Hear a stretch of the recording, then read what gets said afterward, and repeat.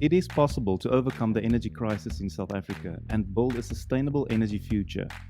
Solutions do exist, and some are leading the way. South Africa is in the midst of a landmark power crisis, which has resulted in devastating short term and long term effects on South Africa's economy and its people. With increased load shedding and the rising and crippling cost of electricity, municipalities play an integral role in helping to resolve the energy crisis by providing alternative, innovative solutions to allow the South African electricity supply industry and their economies to regain lost ground and hopefully put the country on a path to accelerated economic growth. In this Future Cities Africa episode, we first look at how George is dealing with the energy crisis, whereafter we take a broad look at the transformation of the electricity supply industry in South Africa. My guests today are Alderman Leon van Wyk, Executive Mayor of George Municipality, Bongani Mandla, Director of Electrotechnical Services at George Municipality, and James Beatty, Chief Executive Officer at Enpower Trading. Gentlemen, welcome. What prompted George Municipality to look at alternative energy sources as a potential solution? Hi there, Dan. It is great to be on the program with you today. Yes, certainly we looked at the whole aspect of load shedding and how to deal with electricity and alternative supplies at least a year ago.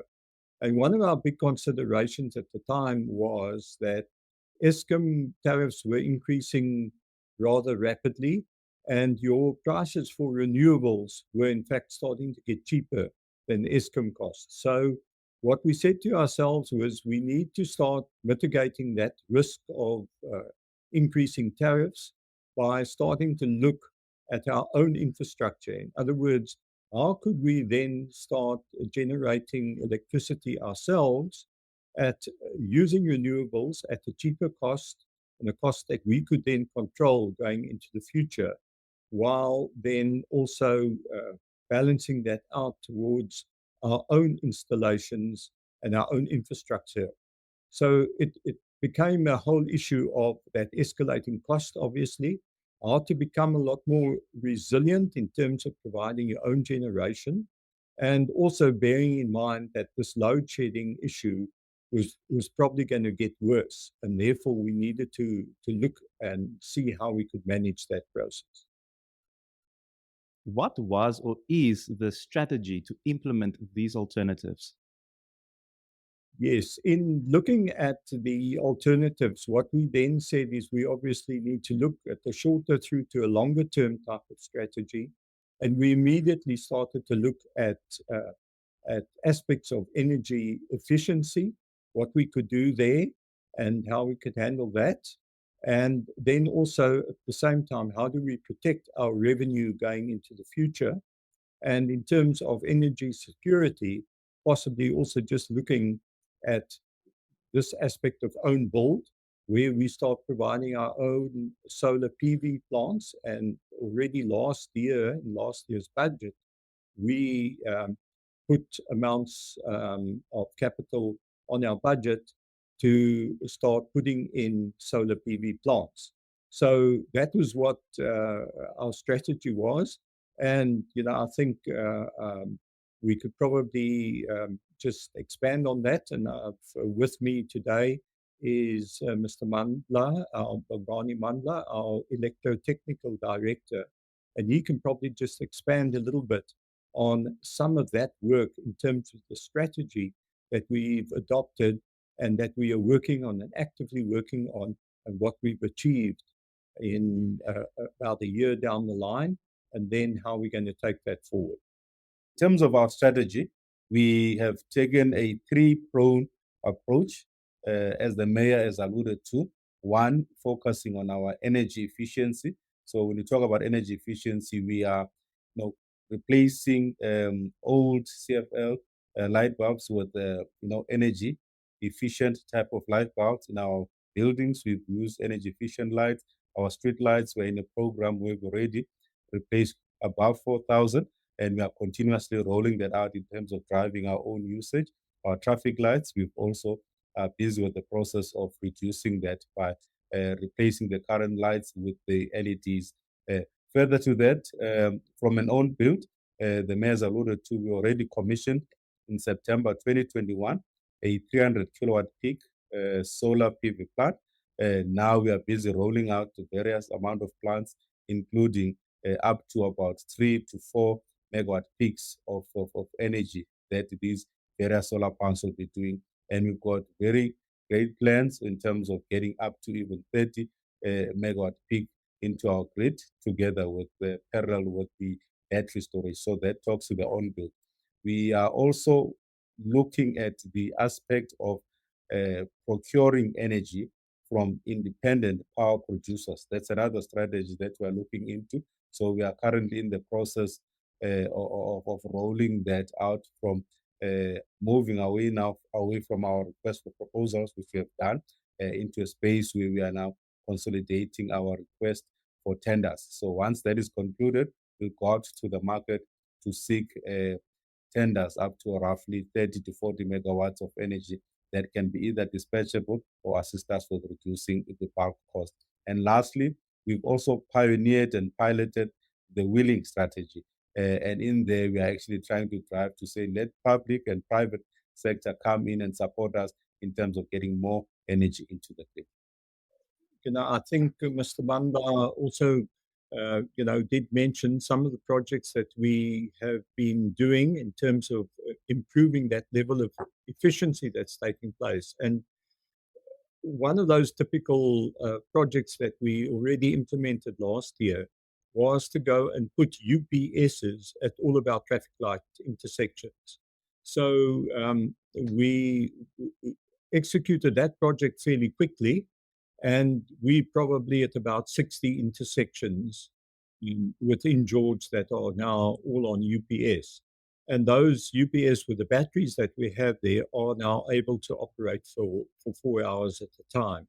So that has allowed us to have a seamless traffic flow, as opposed to some of the difficulties that other towns and cities will be experiencing where they haven't put this in place. So this is already a major benefit to our consumers, to our citizens, where they can move around and you don't have the traffic congestion and the waiting that one has at those traffic lights. So that's a typical example. And he also mentioned the work that we are doing at our various installations and infrastructure. So in other words, at our water treatment works and at waste treatment works, we have now gone to, we are busy executing the installation of solar PV plants there. So that, in other words, what we can then operate them off solar, and we want to implement the battery there so that you are able to deal with that throughout the whole day. And then we are well in progress already on a 10 megawatt PV solar plant that we are putting in on our land, and to implement that. So this is what our plans are in the next year or two, as one moves through, that we can progressively then get off stage 1 and then stage 2 up to stage 4, probably by the end of 2025. So, it's a step-by-step progress that we're doing over this period of time. It is the municipality's responsibility to enable grid access. Bongani, you recently spoke at the Wheeling and Trading Symposium in George, saying that municipalities cannot refuse grid access and encouraging other municipalities to prepare frameworks to ensure that the grid is open and accessible. What such frameworks has George Municipality put in place? All right, thank you very much for the question again. In terms of the wheeling framework, we've actually gone a sort of long path as a municipality. So the first step was that the team had to develop the aspect of having wheeling approved by council as a service. So there was a process to get wheeling to be approved by council as a service. This approval was then received in December 2020. And from that point, we then needed to put in frameworks to say, now this new service, how are we going to manage this as a municipality? So part of that required that a use of systems agreement be put in place. Now, this use of systems agreement required the legal implications, regulatory involvement to make sure how do we manage this process. So the George municipality, as a pioneering and a piloting side, then went into aspects of developing and ensuring that they were able to put this framework in place. And then they are able then to put also policies in place, which will then be able to guide the private sector around how can they be able to access the grid of George in order to wheel any generation of energy to consumers that are currently within the George municipality. So there is a policy that is now approved by council in terms of how it guides the generation as well as the wheeling process. We've also took to NERSA the issue of the wheeling tariffs. Unfortunately, at this stage, NERSA indicated that they do not have the powers or even the framework for them to approve those tariffs.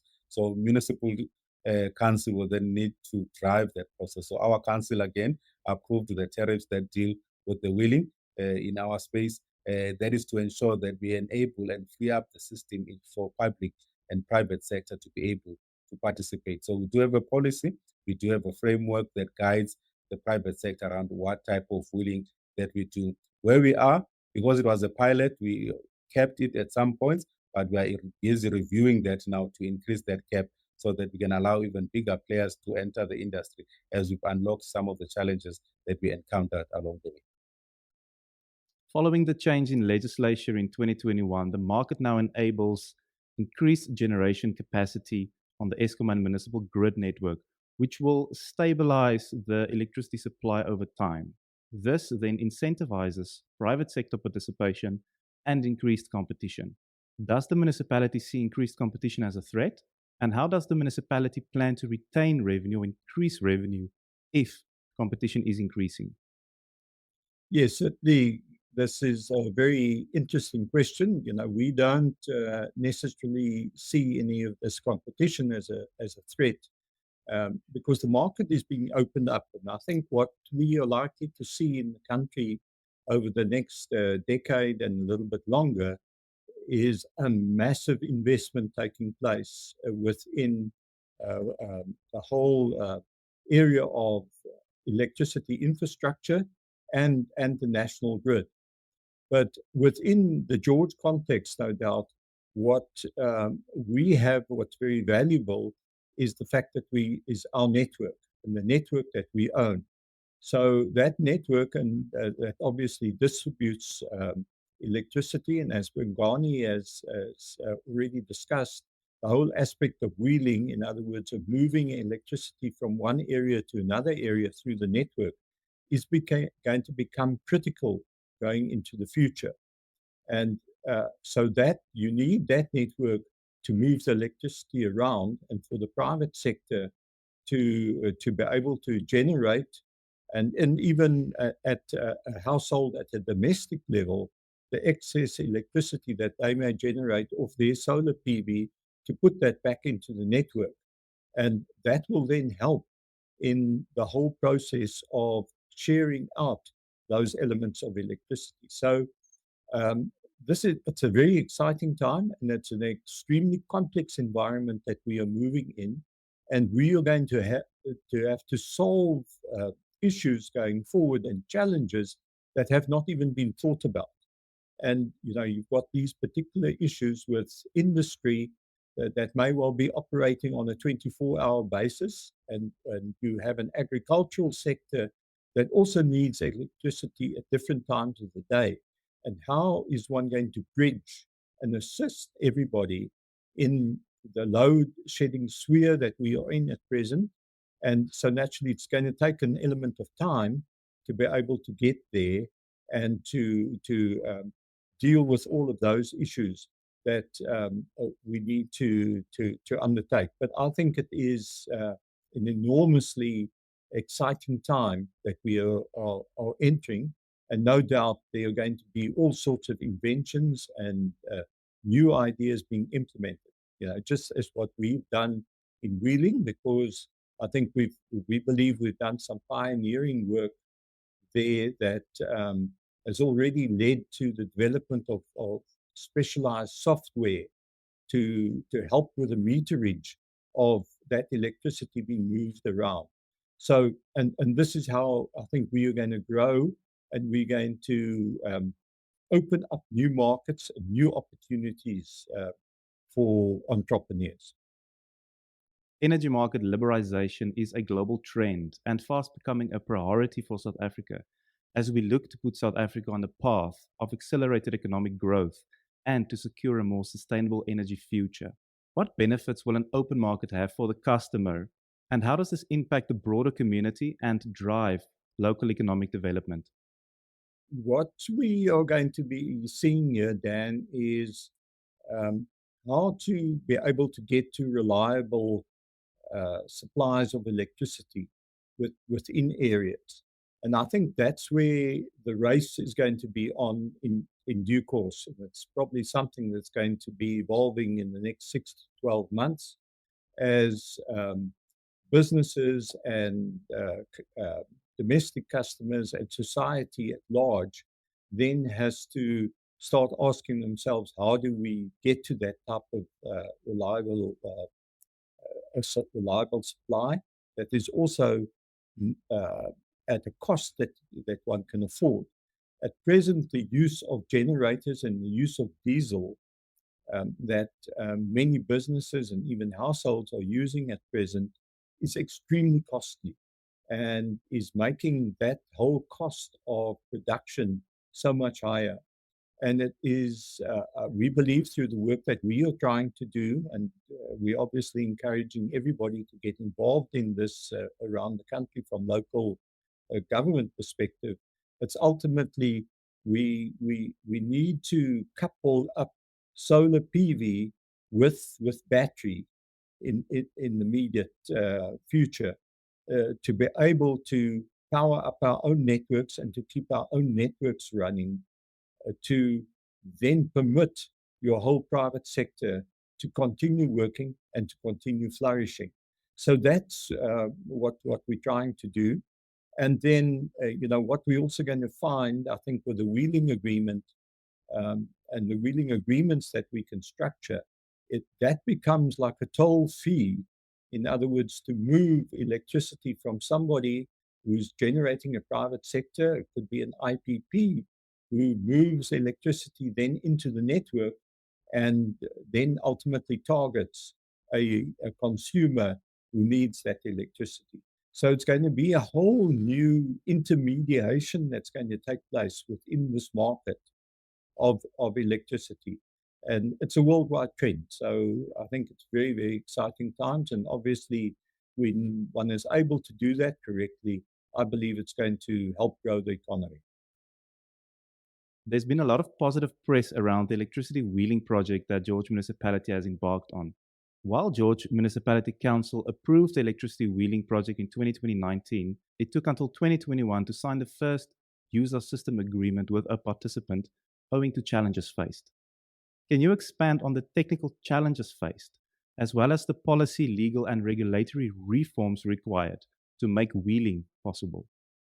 So from the council approval, where council approved the wheeling as a service in December 2020, there was a series of challenges that both the team needed to deal with. First, this was a new field. They were pioneering here.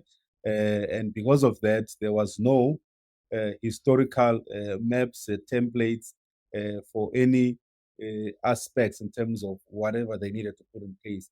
So a lot of legal requirements and support was needed in order to be able to set up the agreements and the contracts that we needed to put in place. We need to review how the supply agreements will be impacted because now we are bringing a new different type of source for the customer where we're going to credit them for the energy they are getting from a wheeler or a trader or a generator. So we needed to see how that will impact our supply agreements with the specific consumer that we have. We also need to see how are we going to, as a municipality, remain revenue neutral And that led to then having to provide a use of systems agreement.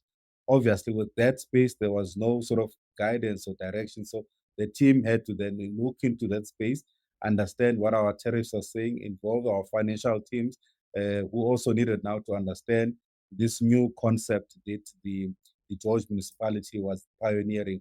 So those were some of the challenges that the team had to deal with from a legal perspective, from a financial perspective, even from a technical perspective, because most of our meters, as much as they were read remotely, they were still being, inserted manually into our billing system. So it took various amount of time for our resources and officials to capture the information from the meters into the billing system. So as we moved forward and the team started to address some of the issues, the mayor indicated earlier that part of the key issues that we picked up was to say for us to enable and open up the sector, we need to start automating some of the systems. So part of what was automated was the process for us to be able to capture the data and make it more software dependent, reduce the risks of mistake within this process, and let the system drive the capturing of the data and then use that data to penetrate and deliver bills for us. Further to that, also allow the customers an opportunity to view uh, their usage, and there is a process we are finalizing where a portal will be in place where they can go and view their usage on a regular as well as a sort of clear basis. Secondly, we are working now as a municipality with the Western Cape government in terms of trying to standardize the use of system agreement. And this will be a very great help, not only for George, but for most municipalities within the Western Cape, and it can be even adopted by other provinces as well, where now there'll be a use of system agreement that will be in place, a template that has already been verified with a lot of legal input, experts across the country looking at it and saying this will be the method in which now going forward every municipality could adopt that. And therefore it will allow for municipalities to sign these types of agreement in a shorter space of time instead of having to be like George, where you learn in the process, taking a couple of months because you want to make sure that you do not compromise the municipality in the process. So that was the key issue. But I also want to highlight that the resource constraints, municipalities are not, sectors where there's too many resources. There's significant resource and capacity constraints. But I think the team did well to ensure that even with those few resources, they were able to capture what is critical and make sure that they put in the direction within the Willix framework. In dealing with the energy crisis in George, what does success look like over the next few years? Yes, thanks, Dan. I think in closing, what we are embarking on is a fairly ambitious and a challenging exercise. And our big objective is to be able to move George off stage one and stage two, hopefully by the end of next year, the end of 24, and then within a year thereafter, move off stages 3 and stages 4. So with that, we need to make some very bold decisions, and what we are dealing with at the same time is the trying to figure out all the technical challenges that you have, as one also needs to look at what you need to do to strengthen your network. In other words, to be able to dispatch the electricity that a battery and a solar PV can give you. And at the same time, you need to deal with the various regulatory and legislative type of issues, legislation that you need to navigate your way through, and at the same time then deal with the environmental approvals that you would need, along with then arranging the funding and those funding structures, which are going to be very important to be able to put the deal together to undertake this. And I know I read somewhere that they said in terms of projects, the putting a project together in the energy space is one of the longer term exercises that one finds within that whole the area of projects. So it's but at the same time, it's a very exciting challenge that we are obviously embarking on. And so we look forward to being up there in the front line and trying to achieve these objectives for our citizens and to improve the lives of everyone, and also to be able to keep on growing our economy. Executive Mayor Alderman Leon van Wyk, Bongani Mandla, thank you. Moving on to the second part of this episode, James Beatty, welcome. What role will Enpower trading play in the transformation of the electricity supply industry in South Africa? Thanks very much, Dan. That's a really fantastic question. So, just to look at this top down and high level, we believe that one of the most important impacts is we're moving from a place where the South African energy industry has been essentially a monopoly, where Eskom is a vertically integrated utility, and Eskom is, customers' only choice, or has been customers' only choice in South Africa. What is now happening is a proliferation of a private marketplace, which the trading model, we believe, via Enpower Trading and our competitors, is facilitating. What do we mean by private marketplace? Well, if you think about it, we're a private electricity trader. We're off-taking kilowatt hours or energy from private power plants, otherwise known as IPPs, independent power producers, and we're selling that private power to private customers, whether those customers are on the Eskom network, so big mines or smelters, or also located inside municipalities. Your C&I customers, butcheries, can be large retailers, etc. So it's a private system where there's more choice, where the provision of cleaner, more affordable power is availed to all of these different customers via the system. Obviously, the question then comes up: what about Eskom, and what about Eskom? Where does that leave Eskom? In our view, it's actually very positive, because we're facilitating the construction of new power plants. So the power wasn't there. We're facilitating construction of new incremental power plants and paying a fee for the use of Eskom's wires and infrastructure and transmission network to Eskom for when we supply that private power to customers. So we frankly do believe that it's a win-win for all of the participants in the marketplace across the value chain. I think another answer is what we're obviously the trading model is providing in shaping in the ESI is this concept, at least in the first stages or first phase of the change, is basically this aggregation concept. What aggregation is allowing on both the customer and the supply side is a lot of benefit. On the customer side, you've obviously got the benefit of being supplied a blend of energy, so a blend of green energy in the first instance. So we can provide solar plus wind plus hydro as a blend to customers via an aggregation effect that facilitates achieving net zero targets by 2030 for a lot of corporations that require that, as well as customers that just want green energy. You also have, of course, the benefit of redundancy there. So if one generator, for whatever reason, is not able to perform, you have backups in place via the aggregation model. On the supply side, aggregation is very useful too, because you're suddenly able to supply a whole host of customers under one PPA through an aggregator, through Enpower Trading, and that of course creates a very positive effect in terms of their risk modeling. If one customer is not able to perform again or pay or whatever the case may be, we have a portfolio effect there. So there certainly is benefits for both sides of the transaction with regards to aggregation and in terms of shaping the ESI. So it's pretty much like what happened to Telkom, where we now have ISPs. It's really interesting you say that, Dan. We often, in meetings with lenders, commercial lenders, development finance institutions, various players in the markets, we often cite that as being quite an analogous development in terms of how that played out. We agree, the telco space is very similar in South Africa, how that played out. And, I think most participants in the market would agree all of the benefits that have resulted from that have been enormous. It's really been a success story for the country for that to have played out, from Telkom liberalizing and opening up into the various telcos that are available to the marketplace. Just a great success story.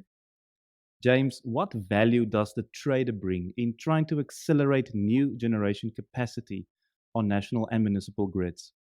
We spent a lot of time educating the marketplace on this.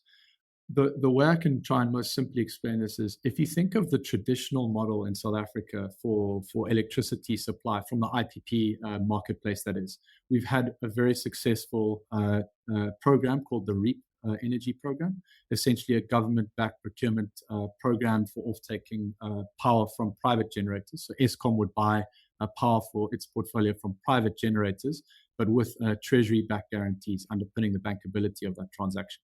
Now, in that model, you've had a model whereby it's either an Eskom that needs to offtake, or in the second instance, if you're selling to a private buyer, it might need to be a large smelter or mine, as a wheeled solution behind that for 20-year contract, large offtaker, 100 megawatts plus.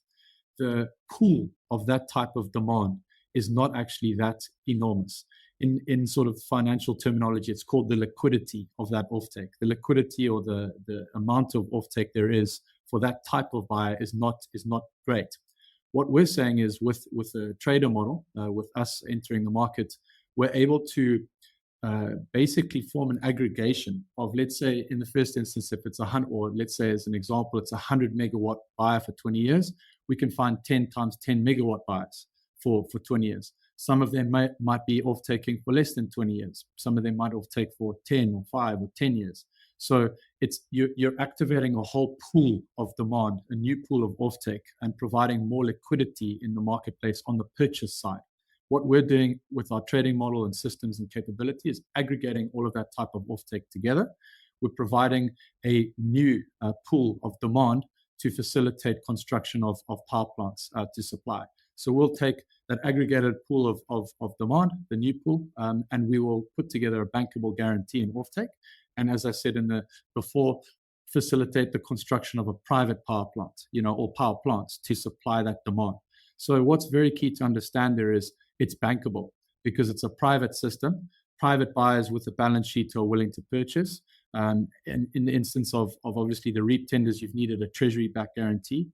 With that not being there, you need bankability in a transaction. Otherwise, power plants won't be constructed. So what's happening, or we believe will happen as a result of this, is ultimately the construction of a lot of new power plants. New power plants will get constructed, and what that does is, in the medium term, it creates more supply, generally speaking, to customers that are both in Eskom connected network as well as in municipal connected networks. We're supplying customers in both.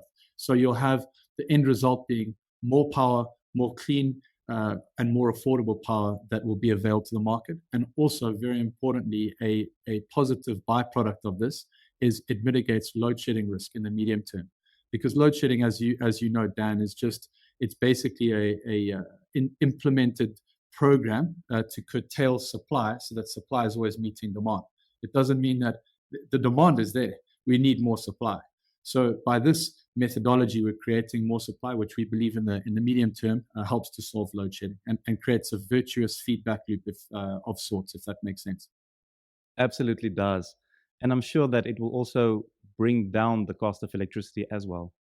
That's absolutely right. I mean, you're correct that typically, renewable energy is available from solar farms, wind farms, hydro, etc., at a price that's quite substantially discounted to the prevailing tariffs on the network currently. So you're absolutely correct. It's cleaner and more affordable. Can you expand on the concept of grid-centric versus energy-centric and the misconceptions surrounding wheeling?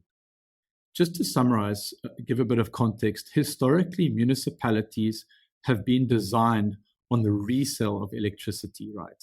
And municipalities have been incentivized to sell more energy because their income has been essentially volume dependent, owing to the structuring of their tariffs. But now what we're saying is it's not just about reselling electricity, it's about getting more energy to flow through the grid, the actual grid, which is an asset in itself.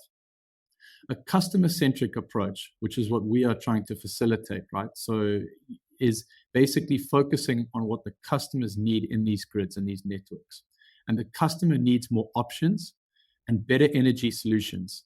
which is why municipalities, we believe, need to focus on aspects like grid reinforcement, providing flexibility on those networks, and to basically become a grid operator of sorts, right? So that's a key concept, is these networks are actually networks that are infrastructure assets. And in most countries across the world, developed markets, the network operator or the network owner extracts revenue from that asset like an infrastructure owner. You know, we pay them a tolling fee or a wheeling fee to utilize their asset. And it's very much monetizing that asset efficiently. A lot of these municipalities have inherited legacy tariffs that were actually, in many instances, suboptimal. When we're allowed to now operate in these networks, we're supplying cleaner, more affordable power to their customers, more flexible solutions, whilst at the same time creating opportunities for these grids and networks to monetize their grids. They're receiving the same revenues as they always had before. We're actually taking that a step further. We're saying that municipalities are able to, because it's their grid and it's their network, negotiate and agree with the market, the new market, let's say adjusted tariffs. It's their decision. So they can agree to monetize their grid and their network to the extent that is more optimal.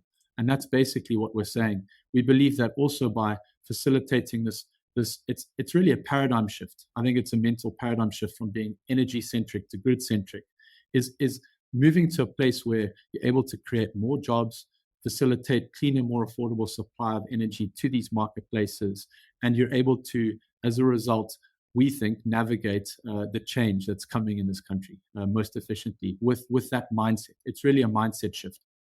We also believe that what's very important is this change of paradigm or mindset shift also is important for mitigating what we call off-grid flight.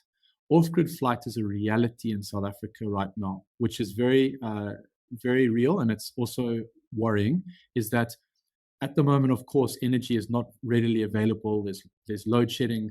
It's getting more expensive all the time. And what's happening is customers, with a lot of the regulation changes, now it's been made more easy to go off grid and self-generate, are leaving the municipal network. They're leaving the grid and they're creating their own solution. And that is, in the medium term, creating a death spiral of sorts, or loss of revenue for these municipalities. What we're saying is, via opening up the network and creating this grid-centric approach, we're mitigating that problem. We're mitigating that risk. We're allowing the facilitation of cleaner, more affordable power delivery to these customers while they stay on the actual network. And so that means that they preserve their market position, they maintain their revenues, etc. And I think that's very important for municipalities to understand. We're a force for good for the municipalities. James, how do we ensure that municipalities don't lose money? We actually created, as part of our application for the trading license, it's enshrined in our business model. We created a tariff structure which ensures that municipalities are kept what's called revenue surplus neutral, or just revenue neutral for simplicity. What that means is that all of the fixed costs that are typically embedded in the tariff structure for municipalities, those remain constant when we are wheeling, or our competitors or others are wheeling in these municipalities. So to make that sound simple, municipalities continue to collect their same revenues corresponding to power-related activities when we're wheeling in their grid, or if they're supplying themselves. So they're kept completely whole. All we're saying is we have now access to these private customers in these networks to facilitate delivery of cleaner, more affordable power, but municipalities continue to get paid the same as they always were before. Now, dovetailing back into what I was saying before, you're exactly right. That mitigates off-grid flight, because customers can now access the solution that's on grid with greener, more affordable power, and don't need to leave the grid. And the municipalities continue to get paid their usual fees. And we've even taken that a step further. Municipalities have a constitutional right to administer the municipal network. So it's their grid. And we're saying, as new private entrants into this marketplace, we would like to agree, or mutually agree with the municipalities, what they believe is a fair wheeling tariff. In some instances, we believe, as I mentioned earlier, some of these wheeling fees have actually been our legacy and inherited. and are not optimal for those local networks, they can actually increase those costs.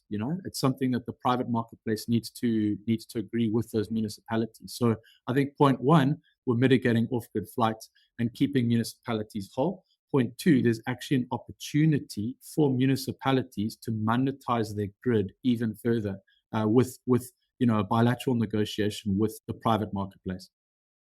Municipalities must remain relevant in the future. How should municipalities go about future-proofing their services to allow for local economic development? You're right. A lot of the whole market every day is spending an enormous amount of expending a lot of energy thinking or worrying or considering about the future market, which is difficult to predict.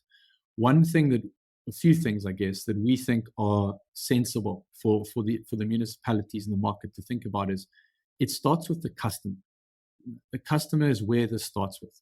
If customers are unhappy and they now have options, which they do, changes have happened, then customers will leave these networks. So our view is that by facilitating or opening up wheeling to the marketplace, you're able to provide a viable and competitive option to customers that are in these networks to want to stay on the network.